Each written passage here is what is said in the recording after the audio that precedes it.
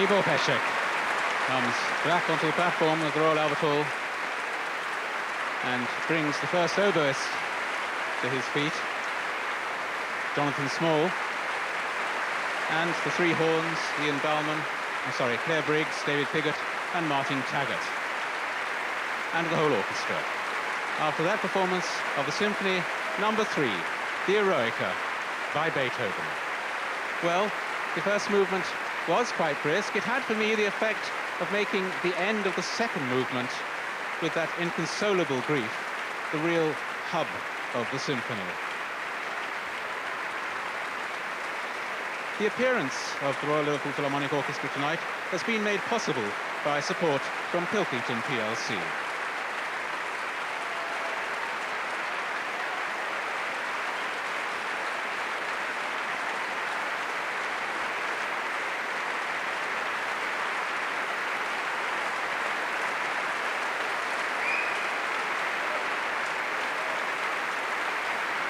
Well, in the second part of this evening's concert, the Liverpool Philharmonic Orchestra will be joined by their chorus, both of this year celebrating their 150th anniversary.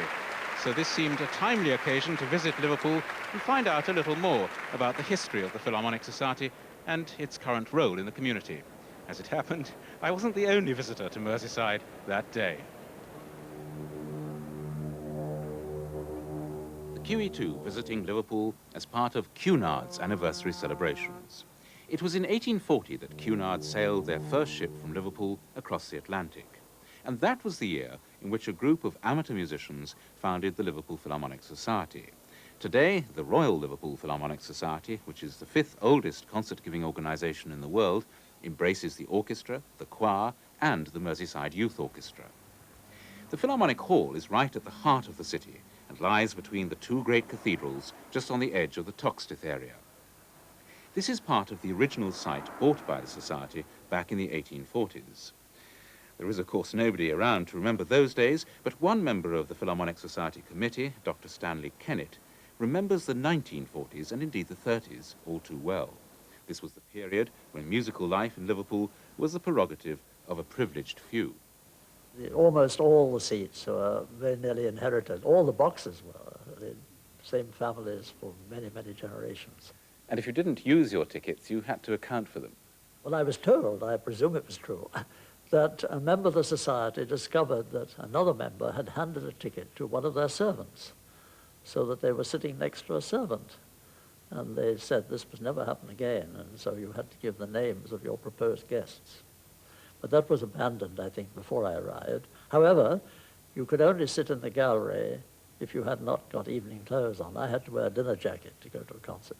There must have been an extraordinary contrast between life inside the hall and life out on the streets at that point. Yes, because when I arrived and the years following, of course, was the worst of the Depression. The poverty was visible. In what way? Well, I know I was horrified to see children not wearing shoes. Doesn't matter, they get used to that. But in this bitter, cold winter weather, you saw them with almost clothes that were in rags, some of them. But inside the hall were some famous names. Amongst the guests were Furtwängler, Mengelberg, and Rachmaninoff. However, on the night of June the 5th, 1933, fate stepped in and temporarily curtailed the work of the Philharmonic Society when the old hall was completely destroyed in a fire. But the members didn't take long to regroup and raise funds to commission a Liverpool architect, Herbert Rouse, to design a new hall. He came up with a building in typical 1930s Art Deco style, and Sir Thomas Beecham conducted the opening concert in June of 1939. Curiously, during the war, the Society really flourished, with many leading London players, like the clarinetist Reginald Kell and the cellist Anthony Pini, coming up north. The new hall also doubled as a cinema, with a spectacular screen rising out of the platform, which is now the last of its kind in the world. Indeed, the hall became an essential part of life in wartime Liverpool and marked the beginning of a new era for the orchestra. Liverpool had so many service people, not only British, but literally of every nation that was with us. Czechs and Poles and French were all here, and a lot of them came to the concerts. We gave them special facilities of cheap tickets, and then we quickly reached the stage of 3 concerts a week instead of 12 a year. an unbelievable increase in a year or two. What new pieces did you hear then? What important pieces? I suppose the most notable one was that Sargent secured a complete set of parts for the Bartok Concerto for Orchestra, so that we gave the first performance in Europe, and did it actually 3 times within 2 or 3 weeks in Liverpool, and took it to Manchester, and it was done twice there.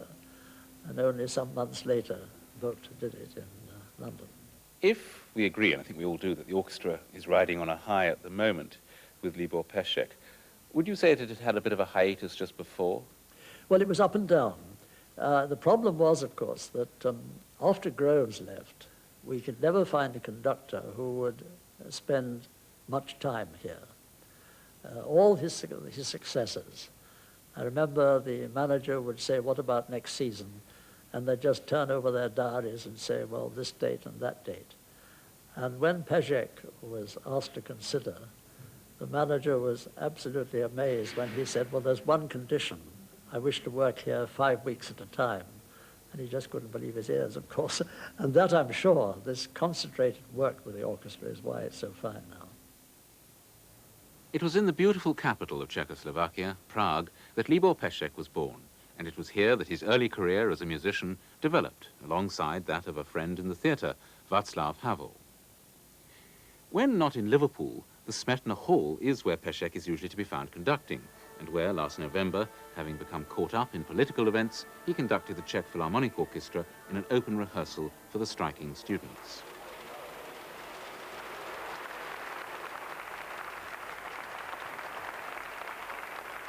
But it was really the move to Liverpool in 1987 which brought Pešek to international attention. Happily, this also gave him the opportunity he had been looking for to program the Azrael Symphony, written in the early years of this century by the Czech composer Josef Suk. Brian Pidgeon is the Liverpool Orchestra's general manager. When I said to Libor that we could program the Azrael Symphony in Liverpool, I think it immediately warmed him to the society here and the fact that we could take the risks and put something like that on. We have a very strong subscription base here, so it wasn't going to cause any problems. So the first concert he gave with us was this Azrael Symphony, and I think after the first rehearsal a lot of the players came to me and said, "Not bad, this chap, you know, we must look at him." And he had another concert at the end of the week with the Brahms Symphony, which also went very well, and I think there and then we decided that Libor was the person for us. This was endorsed by members of the orchestra. He's got a wonderful imagination, and he's always, I mean, we laugh and joke about it sometimes, but he comes up with amazing analogies, like, you know, he tells us one great one the other day was, play like bits of moss between rocks talking to each other, you know, and he just has this amazing mind. He just doesn't beat time. There's depth and there's poetry and there's spontaneity. He tells a story of how he took off after he'd been offered the job here. He took off on a tour of Liverpool one afternoon and spent 3-4 hours walking around the back streets, not all the nice places you see on television, but the seedier parts of the town. And he came back with the impression that this town is rather like me. We have been around for a long time, and there are some rough parts and rough edges. I feel sympathetic to the town. Pešek himself acknowledges the depth and importance of this relationship with the RLPO, forged in a remarkably short space of time. In 1988, not without trepidation, he introduced the Liverpool Orchestra to his native city. It's been a very emotional event because I would compare it to bring your beloved woman to your family. I mean, just something which is, you are trying to present her, I mean, in this case, the orchestra, in the best light. And I think it really clicked. So they didn't let you down in front of the family? Absolutely not. I mean, absolutely not. Yeah. As somebody who knew Prague 2 or 3 years ago, I'm fascinated to know how you find it now after this extraordinary change. I wish I would be some 20 years younger to have a feeling of enjoying it for a big span of future, though I'm at the same time very grateful that it happened in my lifespan at all. But also, you know, being slightly older than the mainstream of people, you are a little bit reserved about things and hoping that the people will not spoil it for themselves by their pettiness, by narrow-mindedness and all these things.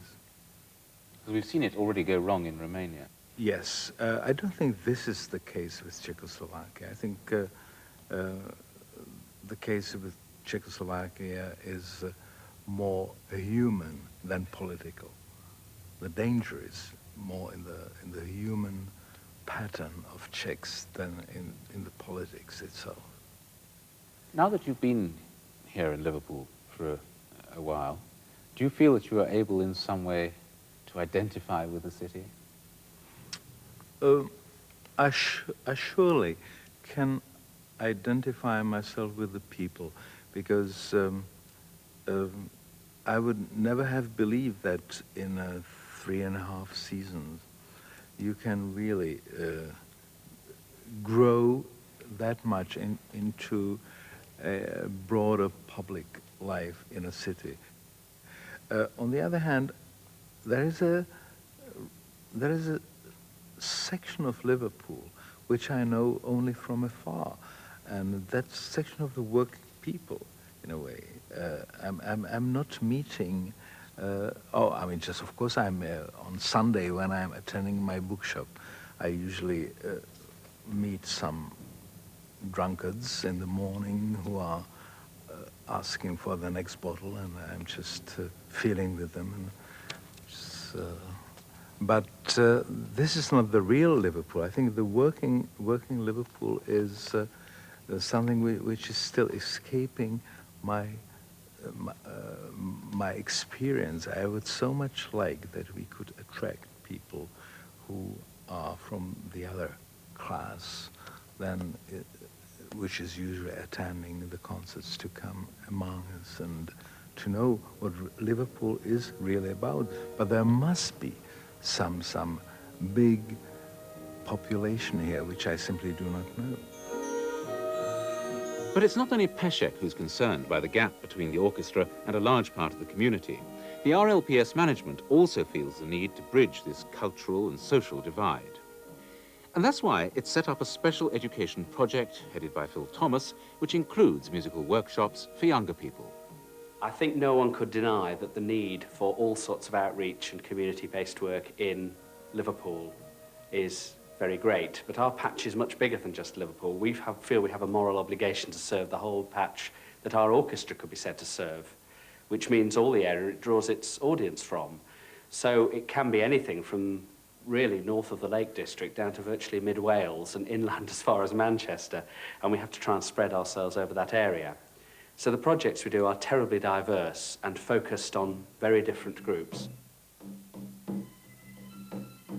In the Chester Festival this year, members of the RLPO and City of London Sinfonia, who are very experienced in this field, have been working together with small groups of local school children. Andrea Creech is a viola player with the Liverpool Phil. I'm seeing the kids get things out of it themselves, and I'm getting a lot out of it too. And I think one of the things is that I'm seeing them overcome inhibitions that I'm still fighting to overcome. I mean, I wish at age 15 I would have had the opportunity to break out of some of the patterns that became ingrained in my musical education.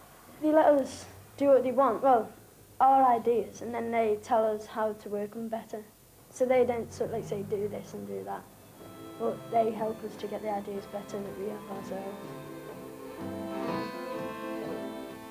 At the moment, orchestras are still doing rather beautifully and exquisitely, and they must carry on doing that because we need centres of musical excellence. But they are doing something which actually was the established way of listening to ordinary music for about 150 years. And the way history moves convinces me that that is not always going to be a necessary way to perform music. And orchestras have to grow and develop and change if they are not to be left behind as cultural fossils. Because there is inevitably going to grow up a generation who says, why must we now go and listen to music the way they did in 1900 and only really listen to the music that was written between about 1750 and 1950 because they're such a small part of our heritage? And orchestras are capable of doing so much more than that. They are an extraordinarily rich and skillful group of people. Rich? Well, sadly only in one sense. The days of prosperity in Liverpool's docks are over. The city is beset with financial and political problems, and funding an orchestra with restricted support from the public purse is not easy. There should be a much more generous amount given from the public sector. That would provide us with financial stability. You never know quite where you're going from year to year. Nevertheless, the chief executive, Tony Woodcock, sees little point in moaning. I think one has to recognise the reality of the situation as it is at the moment. To keep banging on the door of the Arts Council saying, well, it's not good enough, we need more, and all the rest of it, really is flying in the face of the situation as it is at the moment. Much better to think of a strategy which allows us to earn more of our own money, to be more self-reliant. I see that as a challenge. I don't think that's something that we should shirk from. And I find, in a way, it very exciting developing new relationships, in particular the one with the business community. The audience here, I think, is a unique audience. I didn't quite know what to make of the situation when I first came, but one of my very first experiences was our series of industrial concerts, which the same program repeated 3 times on consecutive nights. And one of the first programs included Ligeti Atmosphere and Rachmaninoff's Third Symphony, hardly repertoire pieces, and it was sold out 3 times. There's a long tradition here of contemporary music, unusual repertoire. If you think about the John Pritchard Musica Viva series here, which are almost legendary in the early 60s, I mean that's part of that tradition. And I think what we do now with the sort of programming that we go for is a continuation. Liverpool audiences are becoming quite accustomed to a healthy diet of Czech music, and not just in the concert hall. Pešek is recording the complete cycle of Dvorak's symphonies, half with the Czech fill and half with the Liverpool fill. This schizophrenic existence requires constant travelling to and fro, but seizing on a brief moment of relative tranquility, I asked Pešek what his chief preoccupations about life were when not on the rostrum. The answer was perhaps a little surprising. Well, you know, I think in the lesser part of life, it's about dying decently, and not to be reborn again. I think this is something which one has to work on. But that sounds like a rather profound No, area. it's not pessimistic. It's very optimistic. It's a very realistic goal, and I think it brings you a lot of understanding of things which are happening around you. What does that practically mean, though, in terms of every day, the way you live, the things you do? It means to throw away gradually throw away your vanity, your self-centeredness, and become someone who feels the life around you as a whole and vibrates with it, to be more present everywhere around you. Does that mean you're not a particularly ambitious person? Well, of course, ambition is, I would say, in strong contradiction to this approach to life. The question is, I'm ambitious in a way for the orchestra, because the orchestra have a broader social function here. So I feel very ambitious for the orchestra, but at the same time I don't feel ambitious for myself at all, or I would say very, very slightly. Do you have religious inclinations yourself? No. In a way, sometimes I'm slightly afraid that I become almost an agnostic, though I basically feel myself as a believing person. It's funny because if you, there's again a paradox. If you are really believing person, you very easily end in agnosticism, because any serious approach to belief is so demanding that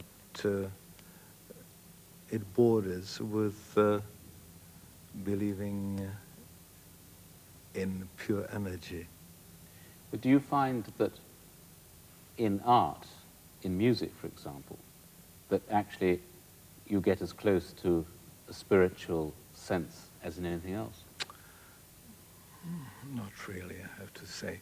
I think that art, as such, is a help for people in need, in spiritual need, and a person which is well balanced. I'm not talking about myself. A person well balanced or a person in love don't need art. But not many people are well balanced, and we can't be in love all the time. Yes, that's why there is art. Now, looking ahead to the Glagolitic Mass, which we'll be hearing in the second half of this concert, I don't think that Janacek approached this Mass in a conventional religious way. Do you agree? Yes, I think that's something which is making the Glagolitic Mass so special and maybe so contemporarily attractive, is that the adoration, the worship of Janacek is more physical than soulful. And I don't know any other work in music which would compare to that in that sense. What is so extraordinary about it for me is that on the one hand you have that pulsating energy and that wonderfully crude, in the best sense of the word, orchestration for the dynamic music, and yet in something like the Agnus Dei, the most tender music you can imagine. Yes, the answer is yes. But that is typical of all of Janacek's yes, works. It's typical of all great, all-embracing souls, that they have these extremes, where you, in one way you really are rough, crude as you call it. On the other hand, just the cruder and rougher you are on one hand, the more gentleness and subtlety you reach on the other hand. I think there is almost an element which is common to Janacek and Beethoven there, in the sort of sheer brute force, the sheer energy, and yet the deep, profound spiritual nature of the music. And if one takes a piece like the Eroica, yes, that's why I think that these two compositions make a very good coupling.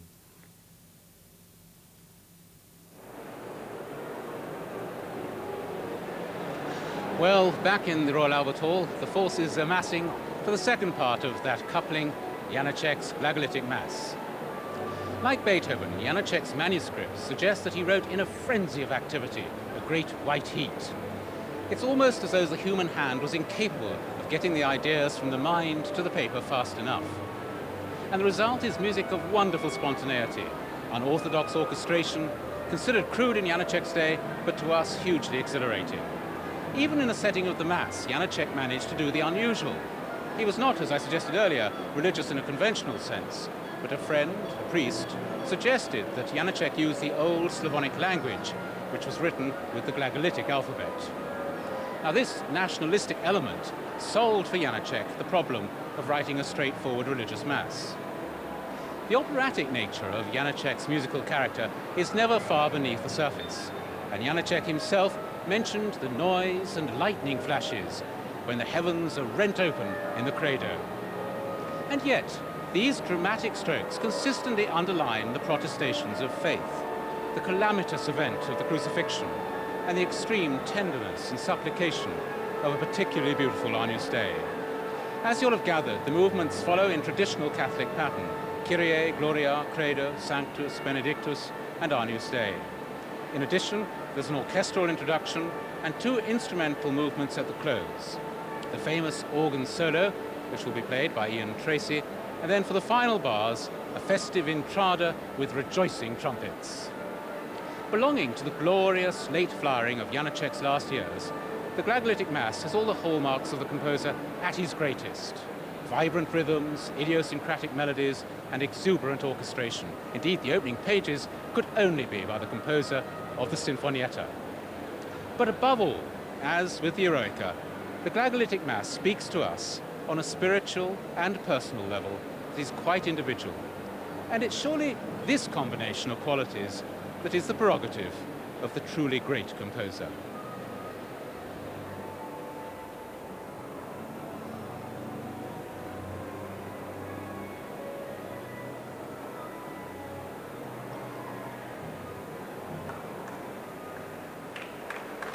Now Malcolm Stewart comes back to take his place at the first desk of the Royal Liverpool Philharmonic Orchestra. And I imagine the A will come, as indeed it is coming, from the organist Ian Tracy, who's also the chorus master of the choir. Well, the choir themselves are resplendent in their new title of Royal Liverpool Philharmonic Choir. Her Majesty the Queen has just become their patron as they, like the orchestra, celebrate their 150 years of music making. They're joined tonight by members of the BBC Symphony Chorus for this performance of the Glagolitic Mass, which was incidentally first performed in Brno in 1927.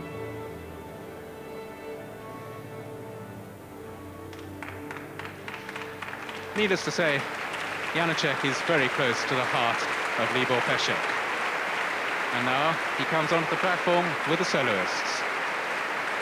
The mezzo-soprano, Amaral Gunson, the soprano, Jane Eaglin, the tenor, John Mitchinson, and the bass, Michael George.